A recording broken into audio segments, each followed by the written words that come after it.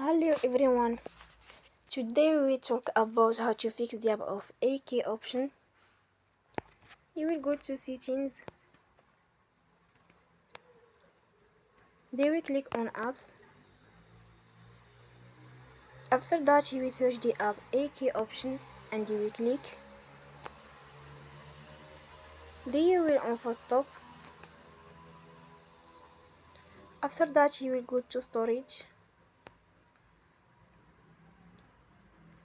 Then we click on clear cache.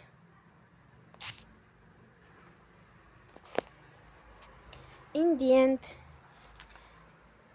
you will turn off your Wi-Fi and you will turn again. Don't forget to support us by like and subscribe. See you next time and thank you for watching.